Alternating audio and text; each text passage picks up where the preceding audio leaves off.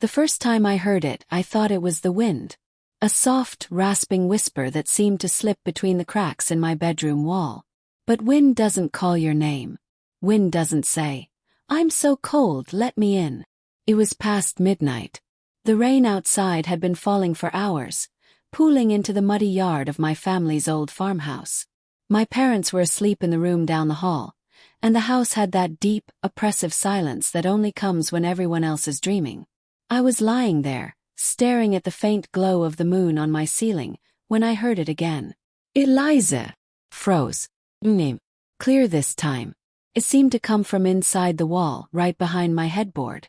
First, I didn't move. My heart was pounding so loudly that I almost convinced myself I'd imagined it. I pulled the blanket up to my chin, straining to hear. For a few moments, there was only the hiss of rain against the glass. And then, "Please, it's so dark in here." My throat tightened. I wanted to scream for my parents, but something in the voice stopped me. It wasn't threatening. It was pleading. As if whoever, or whatever, was trapped inside that wall had been there for a very long time. I didn't sleep that night. The next morning I told my mom over breakfast. She barely looked up from her coffee. "It's an old house," she said. "Wood settles. Pipes groan. You've just got an overactive imagination." Dad chuckled. "Back in my day we didn't call them ghosts. We called it bad insulation." But when I went back to my room that evening, the air felt different. The walls seemed to lean in just a little closer. The shadows gathered thicker in the corners, and I could swear the faint scent of mildew and earth was stronger. I told myself I wouldn't listen. I put on my headphones and turned up the music. But at 12:17 a.m., even over the guitar riffs, I felt something. A vibration, almost like someone gently knocking from inside the wall. I ripped off the headphones. The voice was there again. "Eliza, it's getting worse. You have to help me." The following nights, the whispers grew more desperate. Sometimes the voice would ramble half-coherent sentences about the cold and the dark and the rats. Other times it was quiet for hours, only to suddenly scream my name so loudly that I bolted upright in bed, my skin crawling. One night, curiosity pushed me too far. I knelt beside the wall, pressing my ear to the cold plaster. The voice was right there, murmuring just on the other side. "You're the only one who can hear me. Please, pull me out." "Who are you?" I whispered back before I could stop myself. There was a long silence, broken only by the faint drip of water somewhere deep inside the house's bones. They buried me here." I stumbled back so fast I nearly tripped over my rug. My breath came in short, panicked bursts. Whoever it was, they weren't talking about being trapped in a figurative sense. They meant it literally. Over the next few days, I couldn't stop thinking about it. I asked my parents if anyone had ever lived here before us. They gave vague answers. Yes, of course, it had been in the family for decades. Old relatives, people they barely remembered. My grandmother had passed the house down after she died. One rainy afternoon, I found myself in the attic. Dust motes drifted lazily in the stale air. I pried open an old cedar chest and began flipping through brittle photographs and yellowed letters. Most were harmless, smiling couples, faded landscapes, but then I found something strange. A black and white photo of a girl about my age, standing right in front of my bedroom door. Her hair was long and tangled, her dress muddy at the hem. She wasn't smiling. Her eyes seemed too focused, too alive for a still image. On the back, in faint pencil, was written, "Mary Beth, 1949. That night the voice was waiting. "You found me," it said almost gently. My skin prickled. "Are you Mary Beth?" Was. Yes. They thought I was sick. They said the walls could keep the sickness in. But it's still here. I'm still here. My stomach churned. I wanted to believe it was a cruel prank, but the sorrow in her voice was too real, too heavy. I asked the only question I could manage. "What do you want from me?" The answer came like ice water down my spine. "I want you to make room." That weekend, my parents went into town for groceries, leaving me alone in the house. The rain had started again, steady and relentless. The voice called my name louder now, more urgent. I couldn't ignore it anymore. I grabbed a flashlight and a screwdriver from the kitchen drawer and returned to my room. The plaster wall was cold under my fingers. I found a spot where the paint bubbled and cracked, and I began scraping. Flakes fell away, revealing rotting wood beneath. The smell hit me then. Damp earth and something far worse, something that made bile rise in my throat. Still I kept going. Something in her voice compelled me, a mix of pity and morbid fascination.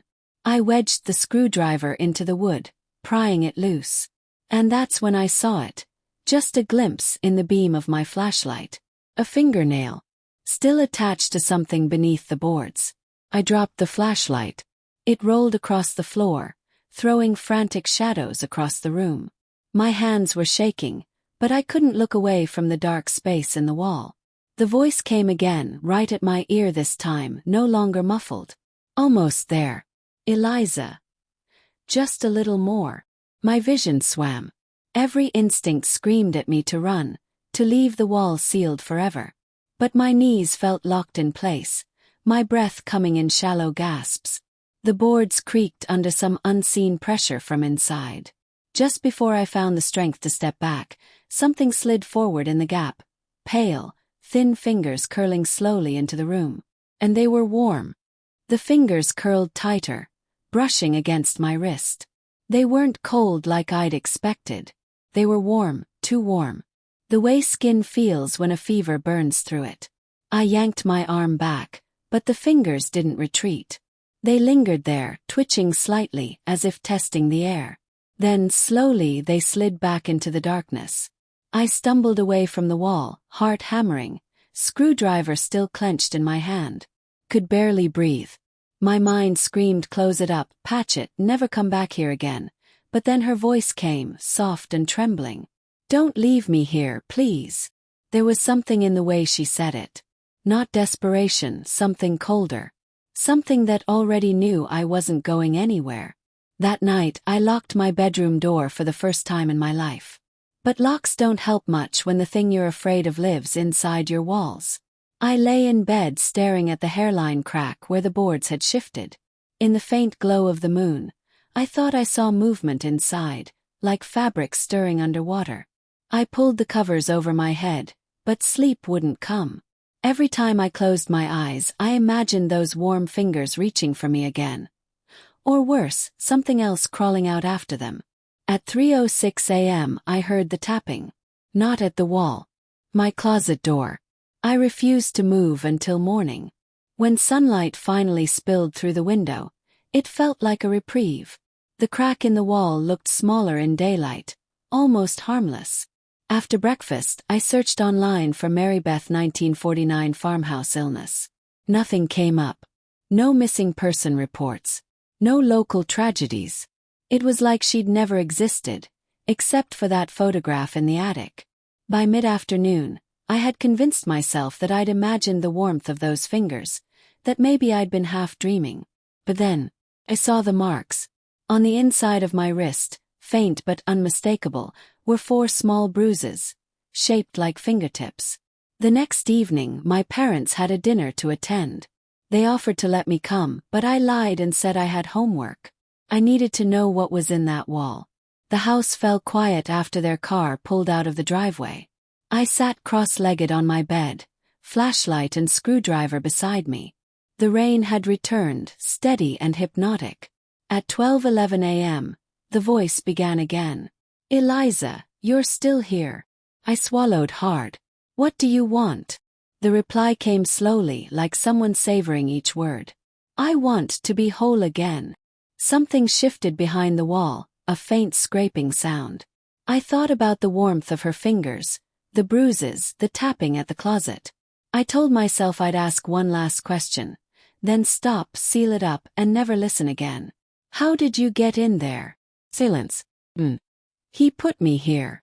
Who? The answer made my stomach twist. The one who built the house. Your blood. The boards creaked. The plaster seemed to bulge outward, just slightly, as though something was pressing against it from the inside. You're the only one who can let me out. My fingers itched toward the screwdriver, even as my brain screamed no. My hand trembled as I knelt and pried at the gap again. The wood groaned. The smell returned, earth wrought something animal. Then I saw her face. It appeared slowly in the darkness, pale and paper-thin, eyes glistening like wet glass. Her lips didn't move, but I heard her voice all the same, now inside my head. Almost there. I jerked back, slamming into my bed frame. The gap in the wall was no bigger than a dinner plate, but I knew, somehow, that it wouldn't stay that way for long. The voice in my head grew louder, pressing against my thoughts. Images flickered. Dirt falling in thick clumps, a screaming girl, hands clawing at wooden boards that wouldn't break. I clutched my temples, my breath ragged. The images stopped only when I dropped the screwdriver. Her voice softened again. We can help each other. I didn't answer. I just stared at the wall until the sun began to rise. When the light came, the gap was smaller again, almost as if the house itself had tried to close it. But the marks on my wrist were darker now. 5 bruises instead of 4. And that night when I passed by the hallway mirror, I saw something that froze me to the core. In my reflection, just behind my shoulder, there was a pale face, smiling. I didn't sleep after seeing that face in the mirror. It wasn't just that she was behind me. It was the way her lips curved, slow and deliberate, as if she knew exactly how much fear that single expression would cause. The next morning, I asked my mom about Marybeth. I didn't tell her about the voice or the wall, just the photograph. Her spoon froze halfway to her mouth. Where did you see that name? In the attic, I said. On the back of a picture. She didn't answer. Instead, she stood, took her coffee to the sink, and poured it down the drain. Some things are better left where they are, she said quietly. Don't go looking for trouble, Eliza. She left the room before I could ask anything else. The rain hadn't stopped in days. The yard was flooded, the air heavy and wet. Inside, the walls seemed to groan more than usual, like they were under strain. By nightfall, I'd made up my mind. I needed to see inside that wall again. Every time I tried to ignore her voice, it only grew louder, until it was impossible to think about anything else. At 12:03 a.m., I sat on the floor, flashlight aimed at the gap. The boards looked damp, darker than before. You came back, she said, sounding almost pleased. I hesitated. Why me? Because you're the only one who can open it. Your blood made it. Your blood can break it. A sharp pop echoed inside the wall. One of the nails holding the wood had snapped, as if under sudden pressure. The gap widened without me touching it. Through the dark opening, I saw more of her. Shoulder, collarbone, the tattered sleeve of a dress. Her skin looked stretched too thin over the bone, but her eyes were perfect. Too perfect. Clear, sharp, and fixed entirely on me. You're not supposed to be here, I whispered. Her mouth twitched, but her voice didn't come from her lips. It bloomed directly inside my skull. Neither are you. The air in the room shifted, heavier, warmer. I realized then that the scent wasn't just rot. It was the smell of soil, wet and rich, like freshly turned graves. I stumbled back and tripped over something. My flashlight beam fell across the floor and froze. The boards near my closet door were swelling upward, as if something underneath was pushing against them. The voice in my head was louder now, layered, like 2 people speaking at once. He built the walls to keep me in. He built the floor to feed me. The swelling wood cracked. Something pale and thin began forcing its way between the planks. Fingers again, only this time more than one hand. I bolted for the door, but the knob wouldn't turn. It felt like it had fused to the wood. The walls groaned again, and I could swear they were closer, actually bending inward, making the room smaller. Don't fight it, Eliza. You're family. My chest tightened, my vision flickering at the edges. The fingers from the floor curled upward, reaching. I grabbed the nearest object, my desk lamp, and smashed it down. The pale hand jerked back, but the sound that came after wasn't a scream. It was laughter. I managed to wrench the door open and sprint down the hall. My parents' bedroom door was shut, but their light was on. I pounded on it, shouting. No answer. I twisted the knob and burst inside.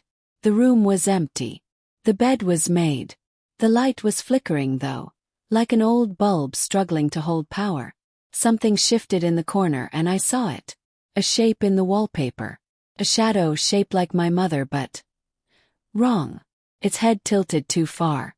Its smile stretched too wide. And then, slowly, it stepped out from the wall. I stumbled backward into the hallway. The thing didn't follow, but its voice did, perfectly matching my mother's. Some things are better left where they are. The floor under me groaned. I looked down and saw the boards ripple, like something was crawling just beneath the surface, following my feet. Ran down the stairs through the living room toward the front door. But when I grabbed the knob, the metal burned my palm, searing hot. I screamed and yanked my hand back. The voice was everywhere now. In the walls, in the ceiling, in my head. You can't leave. The house remembers. That's when I heard the pounding. From upstairs. From my room. 3 slow knocks. And then her voice, distant but clear. Almost there. Just a little more. The pounding from my room stopped as suddenly as it began. For a moment there was silence, so deep, so absolute, that I almost wished the knocking would come back. Silence meant I couldn't tell where she was. Then came the scraping. Low. Deliberate. Like nails dragged across wood. It traveled down the hallway upstairs, heading toward the stairs. I backed away from the front door, eyes fixed on the top of the staircase. My pulse thundered in my ears. And then she appeared. Marybeth. She didn't walk. She seemed to pour down the stairs, each step taken without lifting her feet. Her dress hung in tatters, soaking wet despite the fact we were inside. Her hair clung to her face, and behind the dripping strands, her eyes glowed faintly in the dark. The air thickened, pressing on my lungs. "Eliza," she said aloud for the first time. Her voice was rasping, wet, as though it had traveled through soil to reach me. "It's time." I took another step back, but the floor rippled beneath me again, like water with something huge swimming underneath. "I'm not helping you," I choked out. Her head tilted and her smile widened. "You already have." I didn't understand what she meant, until I looked down. The bruises on my wrist weren't bruises anymore. They were marks. Small blackened crescents in my skin, the same shade as damp earth. They pulsed faintly with heat like they were alive. "They called it a sickness," Marybeth whispered, stepping closer. "But it wasn't. It was hunger. And it runs in your blood."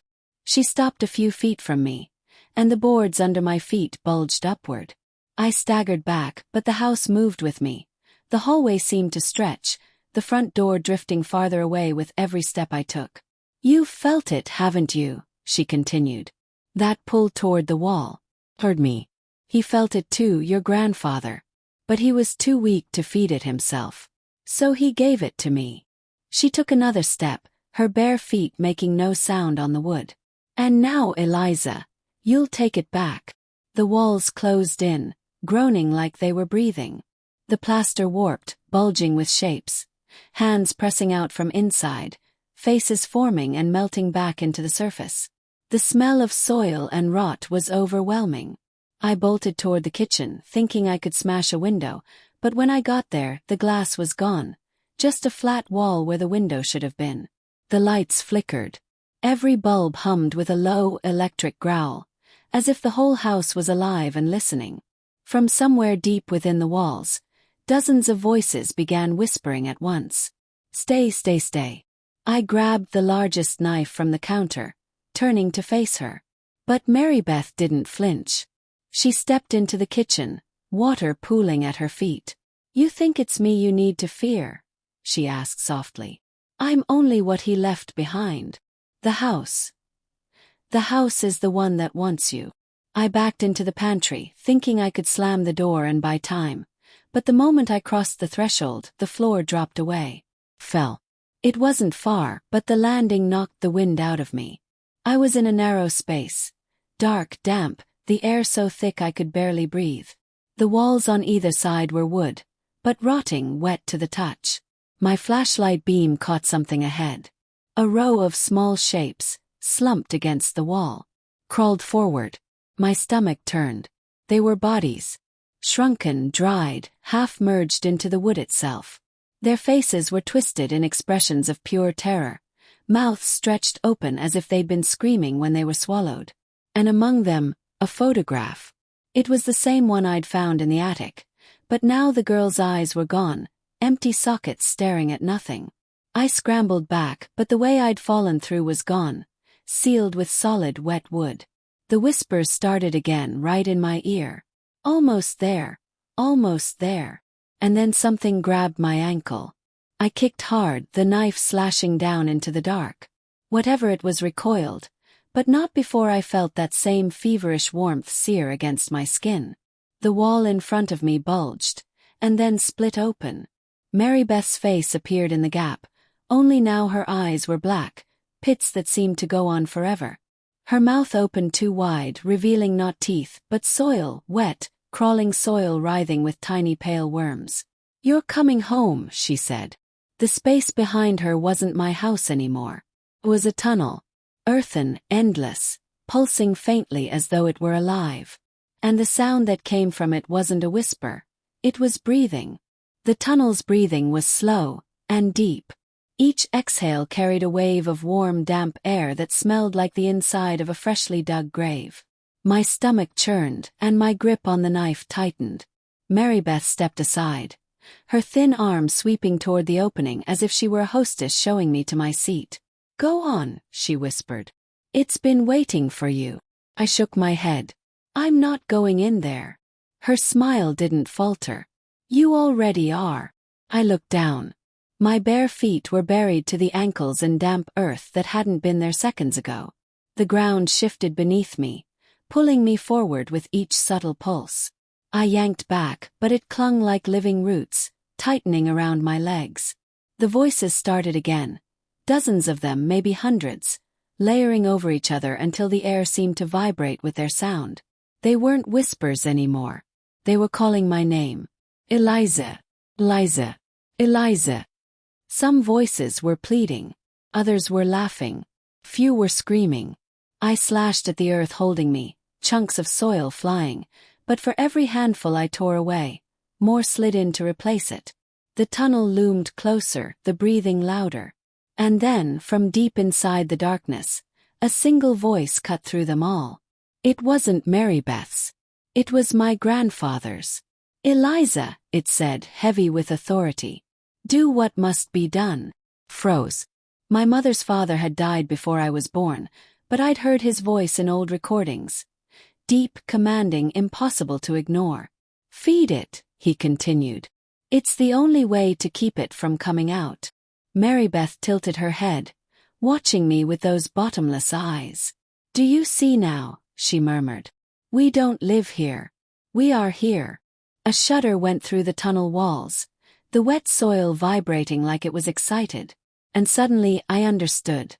This wasn't just a haunting. The house, the land, it was alive. And the thing that lived in it had been here long before my family. My bloodline had been feeding it, sacrificing people, sealing them in walls and floors, to keep it contained. Mary Beth wasn't a victim. She was a vessel. And now, it wanted me to be the next. I thought about running, but the house had closed in too much. Every wall led back to the tunnel. So I did the only thing left. I raised the knife and plunged it into my own leg, deep enough to draw a rush of hot blood. The soil clinging to me reacted instantly, tightening, soaking it in like a starving animal. The voices howled, some in anger, some in pleasure. The grip on my legs loosened just enough for me to stumble backward, away from the tunnel. Mary Beth's smile vanished. "You can't leave," she hissed. "It's in you now." I didn't answer. I just ran, limping, bleeding, through the shifting hallways until, somehow, the front door was there again. This time the knob turned easily. The night air hit me like ice. The rain was gone. The moon was full. Behind me, the house loomed, silent and still, as if nothing had happened. I made it to the road before collapsing. The neighbors found me at dawn, shivering and pale. I told them nothing about what I'd seen, only that my parents were gone. When the police searched the house, they found no tunnel, no hidden space, no Mary Beth, just walls. But I still see her sometimes.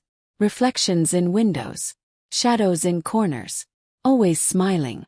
And at night when the world is quiet, I hear it. A single whisper, so close it might be coming from inside my head. Almost there. Just a little more.